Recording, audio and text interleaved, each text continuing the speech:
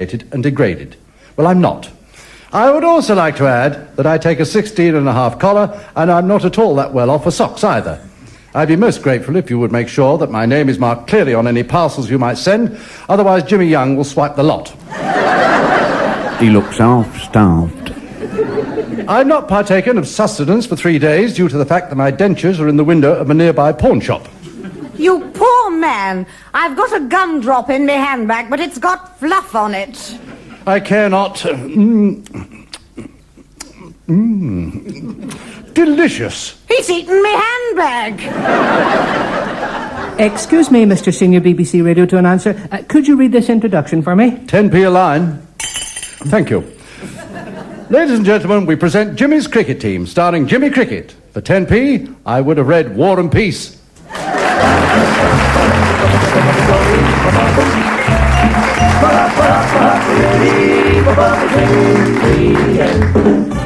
That poor Senior BBC Radio 2 announcer, he doesn't look well to me. He should have seen a doctor. I went to see my doctor yesterday. He said, I haven't seen you for a long time.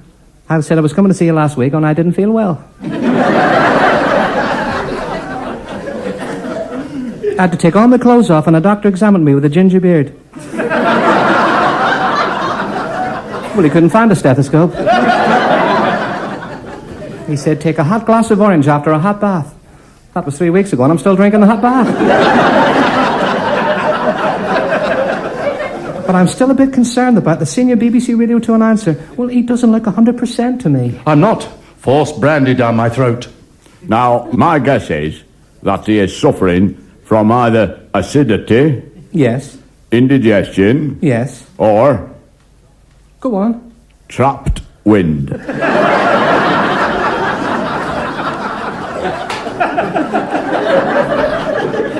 Trapped wind. Trapped wind. Blow me down. Try one of these tablets. Thank you. You would not believe how many people there are these days suffering from trapped wind. I've seen them. They're usually walking 6 inches from the ground. My good lady wife suffers from it. And it's not funny.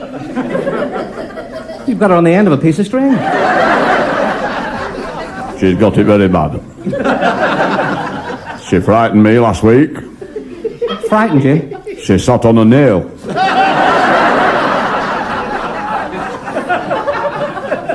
Whizzed round the room half a dozen times, then shot out through the window. Well, personally, I blame the Channel Tunnel. What's the Channel Tunnel got to do with it? Well, it's the draft. You could be right. Anyway, I don't want to discuss the subject any further. It's a fact of modern day living. You can't turn your back on trapped wind. Please, I don't want to talk about it. That tablet you gave me is taking a long time to... Oh, that's much better. Once and for all, can we leave this subject? Now, if you've heard the show before, you've probably gone out tonight. For those of you regular listeners, you'll know that we don't usually play record requests. This week is different. This week, we've had a request from a couple who are celebrating their silver wedding anniversary this very day. I couldn't say no to your record request, Mr. and Mrs. Wilcox, and here are the Carpenters.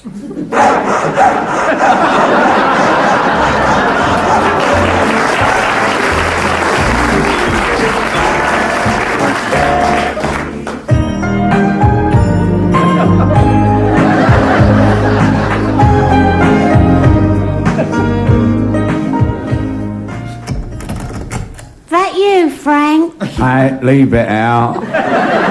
Leave it out. Leave it out. No, you drove us all mad with that in the last week's show. Get on with it. Bottykins nappies are so soft and light as a feather on baby's skin. Bottykins nappies are disposable, so that when baby needs a fresh Bottykin, you can just throw the old one away like so.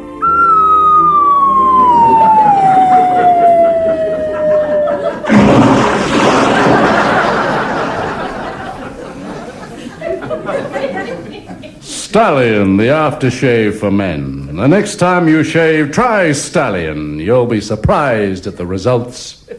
I tried Stallion aftershave for men, and I was surprised at the result. A donkey cornered me up a back entry. Those commercials were the most stupid commercials what I have ever heard. Thank you, stupid man. People doing commercials with their heads full of Jolly Robbins. Can I have a go at doing a commercial? Help yourself, stupid man. Right. Have you tried Sniff'em Snuff? Sniff'em Snuff is the finest snuff. Extra rich for the snitch. Just a tiny pinch of Sniff'em Snuff, like so. And in no time...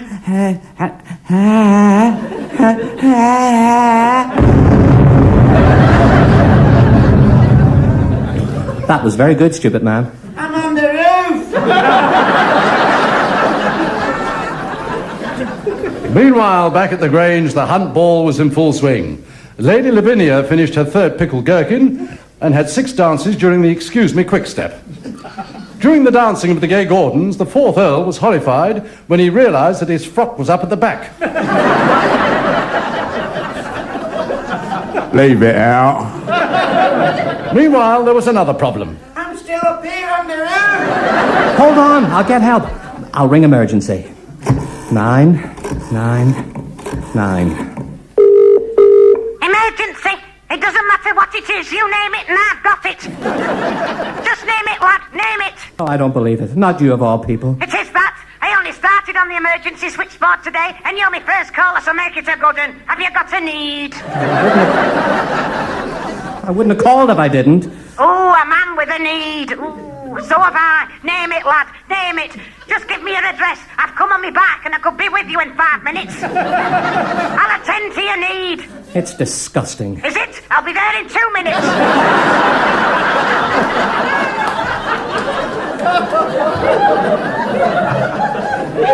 Will you listen to me? I want the fire brigade. You're not the only one. I've wanted them for years. Will you please listen to me? This is urgent. A man needs aid. Aid's got the night off. My mother isn't well. Well, I do.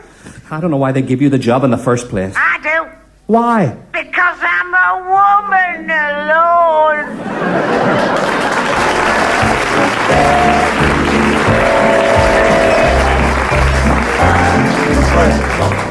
Good evening, and welcome to another edition of Mastermind. This week, we are in the magnificent St Mark's College, built in 1785 by Lord Spencer, which is in the parish of St Michael's.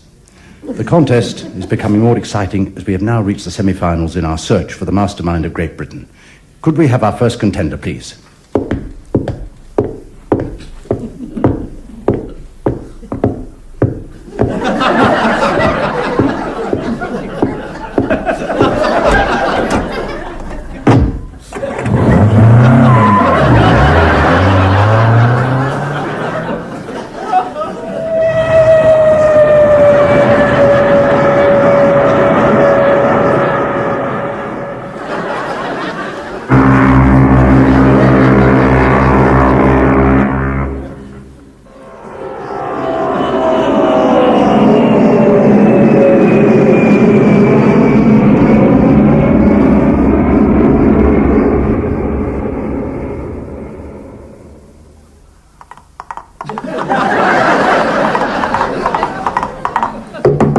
Come in.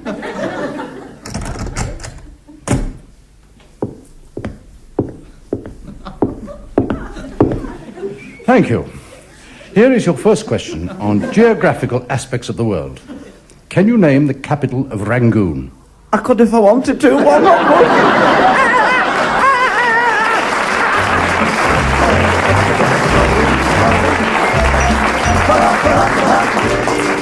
I'm still up on the roof, and my favourite's on next. Could you turn the sound up, because I don't want to miss him? Miss who, stupid man? Listen, and you'll soon find out.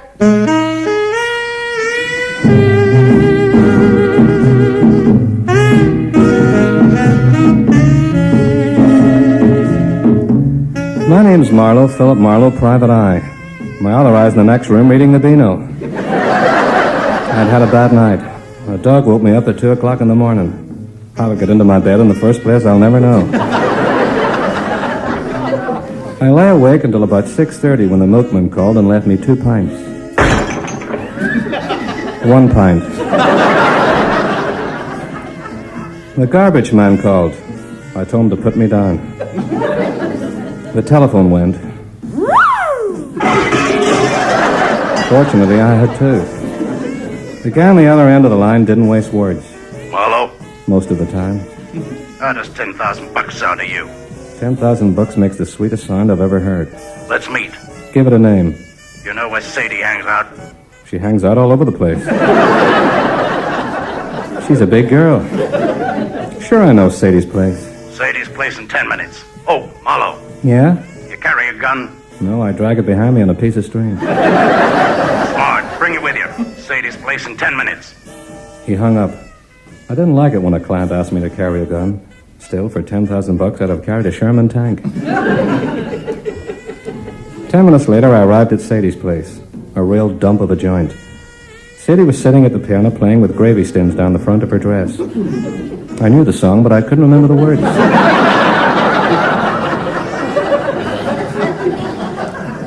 The guy nodded to me. It must have been the same guy who'd called me 10 minutes ago. He was sitting in the corner in a trilby hat. His legs were dangling over the brim.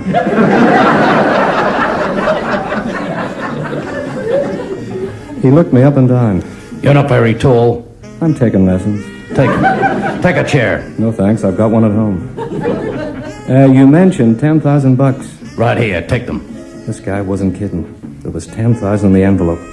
What's the catch, mister? Marry my 58-year-old daughter, Fat Annie. I couldn't get out of Sadie's place quick enough. That was 2 weeks ago. When I think about it now, I break out in a sweat. What kind of a sucker did he take me for? Marry a dame like that? I'm glad you took the money and married me. I was getting fed up working on that switchboard. Ooh, your dinner's ready, lover. Then I'll tend to your needs. Ooh, I'll tend to 'em, lads. Yes, my dear.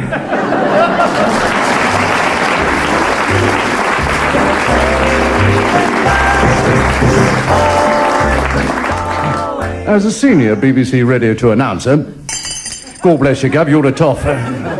As a senior BBC... Leave it out. You never stop. Leave it out. Right, Pat?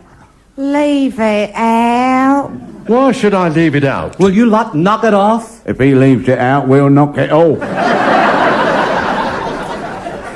Look, we had all that last week. Just let the man say what he was going to say. Thank you. A pause now as we enjoy a moment of peace and tranquility to be found only in a monastery garden.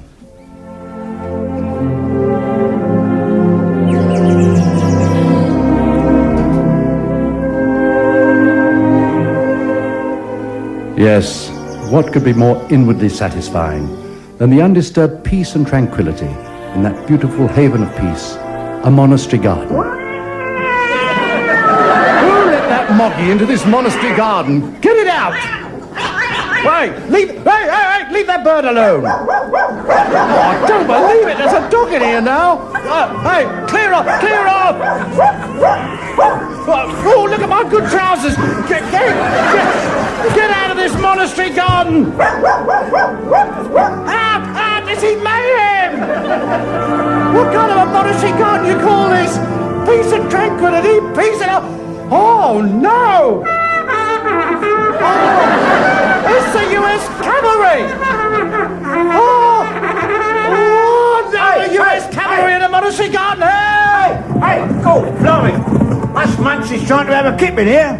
We've got to get up at 5 o'clock in the morning to do our monking. I do apologise, your monkiness.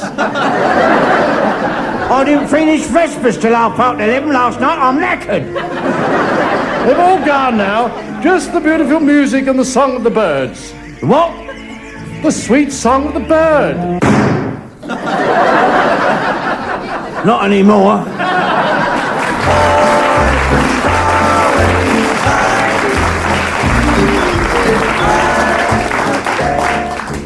Meanwhile, Get off your bum.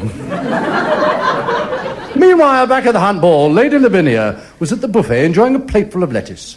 She said that it looked nice and crisp and green. Little did she know that it was the boiled ham. Meanwhile, there were other less fortunate people whose lives were filled with worry and anxiety.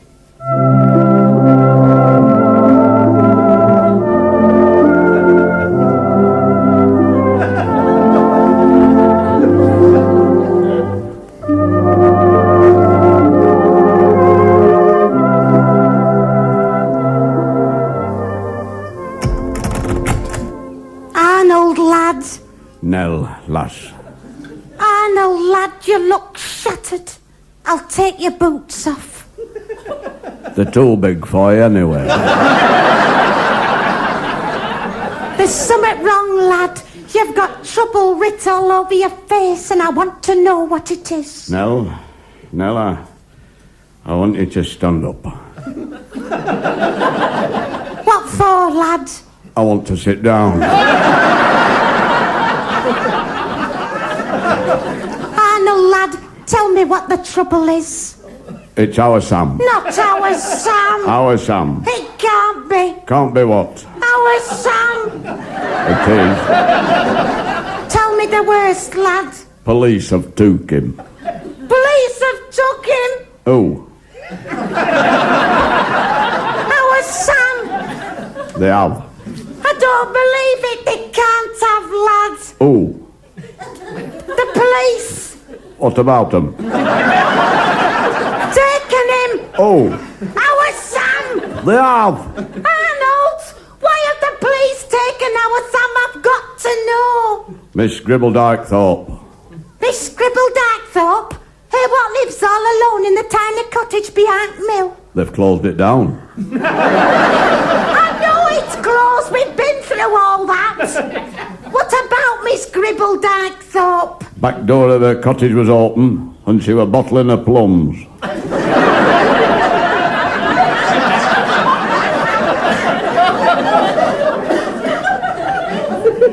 Our Sam happened to be passing. As she was bottling her plums? Oh, Miss Gribbledyke-Thorpe? our Sam must have seen her. Had a sudden rush of blood and... No, I can't believe it. I just can't. Not our Sam. I just can't believe it. Neither can I. He was never all that keen on plums. Then what happened? I might as well know the lot. He had her on the floor. Fortunately, Police Sergeant Grimshaw Higginbottomwell was passing, and he grabbed our Sam and took him in. And what about Miss Gribbledyke-Thorpe? She was taken to hospital suffering from severe shock, and 2 plum stones stuck up her nose. I'm mortified. You must have had a brainstorm. I'd never have thought our Sam capable of such a thing in a million year. Never in a million year. Not our Sam. Neither would I. He was the finest Jack Russell Terrier I ever had.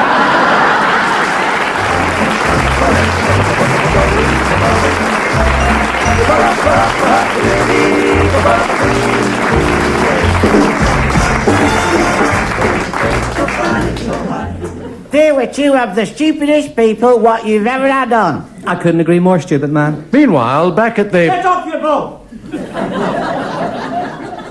Good. Nobody about, so I can read this letter from me mammy. Dear Jimmy, I was sorry to hear that your chest hasn't been too good. As you know, your big Aunt Nora has always had trouble with her chest. She can't get it through the door. Last week, she wanted to buy a new bra, and I went with her. They didn't have her size, and we finished up in the gardening department buying a hammock.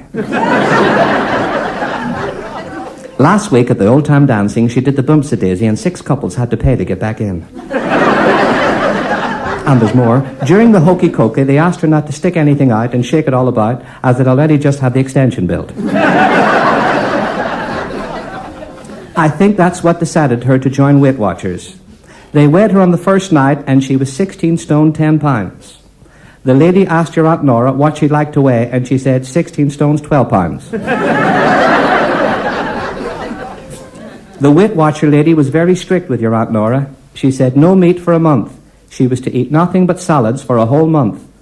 After 3 days, she was so hungry she bit the greengrocer. What am I going to do with your father? He bought himself a Suzuki and he was 3 days trying to put the film in. He's taking it back to the shop. He says every time he puts it round his neck, the strap breaks. I must close now as my pen is running out of... I suppose she would have written ink. Love, Mammy.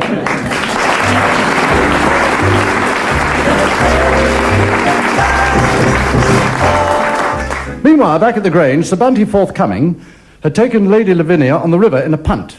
He had a slight accident with the pole. Never at a loss, Lady Lavinia carried him back to the fancy dress party, shouting, "How's this for a toffee apple?" Leave it, Al. Good evening. My name is Brigadier General Sir Man-Sized Tissues. Ever since I retired from the regiment, I've been living in the charming village of Loose Chippings. I must say I miss the regiment. I remember back in... I say, man-sized old fellow. Ah, it's old Sticker. Sticker Stamp. Ah, sit yourself down and help yourself to the port. Oh, splendid, splendid. This is the real stuff, man-sized. The 42. Ah. 42p a gallon. Sitting here all by yourself, man-sized? I've just been contemplating my doings. Yes. Well, a fellow needs to be by himself when he's doing that. Join me in another drop of port. Why not? Why not? Bottoms up. Any minute now.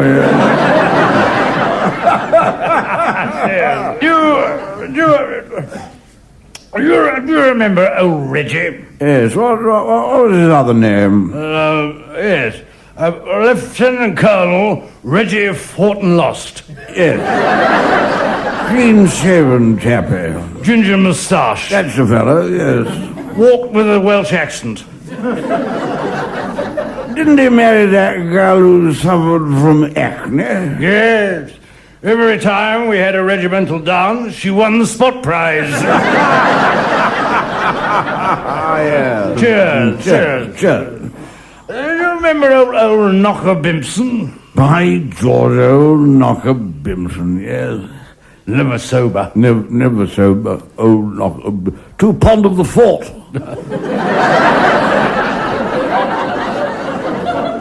Fond of the port. That was why his good lady left him. I didn't know that. It was. You're not moving this room around, are you? It was on the anniversary of their anniversary. Anniversary wedding. Most definitely. Old Knocker kissed the regimental goat and said, "You've grown a beard, Marjorie." Well, I must go. It's been nice talking to you both. Yes. Yes, I look forward to meeting the three of you again. Good night, sir. Good night, sir.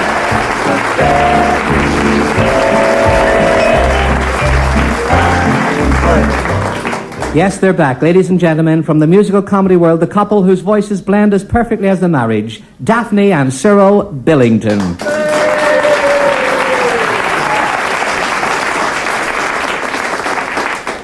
Daphne, Cyril, so glad you could be with us.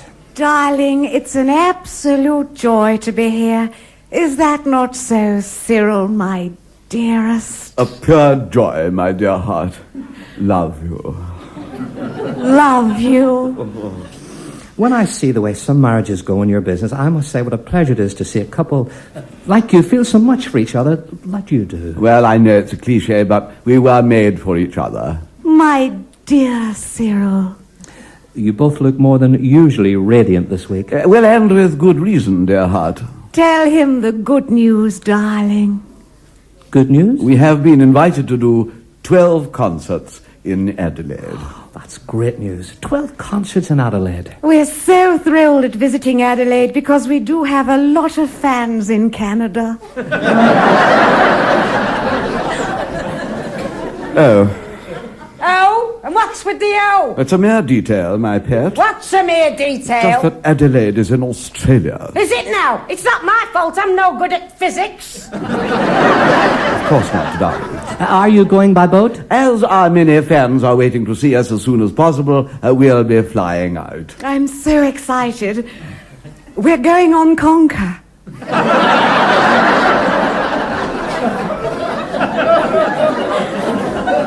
Conker. Oh, dearie me. We've got to the dearie me bit, have we? Now what have I said wrong? The aeroplane is called Concorde. Half a chance and he puts the welly right in. Oh, dear. A conker is a round, brown nut on a piece of string. A bit like you when you're in the shower. If you want to mix it, I'm ready. Going on such an extensive tour, you must... Ahoy!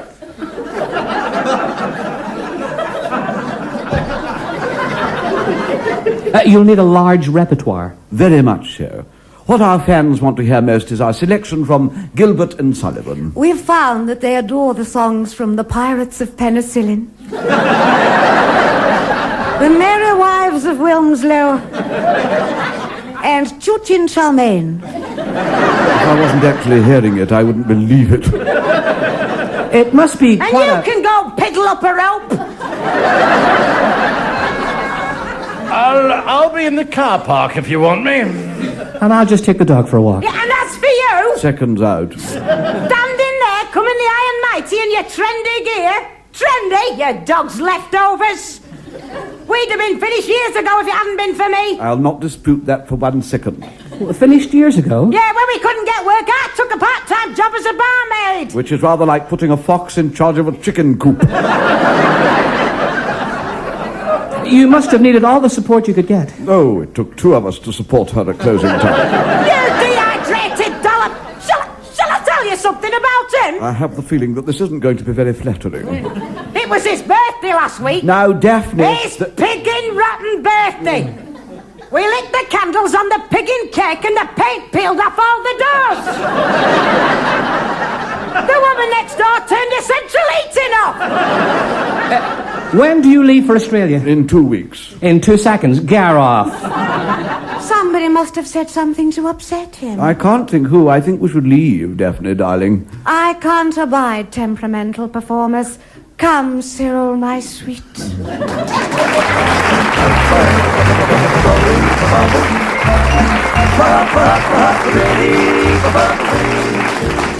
I have never heard anything so unprofessional in all my years as a senior BBC Radio 2 announcer.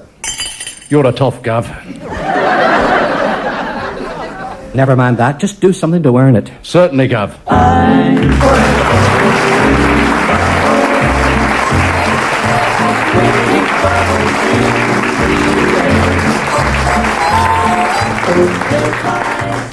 That was Jimmy's Cricket Team, starring Jimmy Cricket, with Bill Pertwee, Peter Goodright and Noreen Kershaw. The script was written by Eddie Braben, and the show was produced at the Club Theatre, Altrincham, by Mike Craig.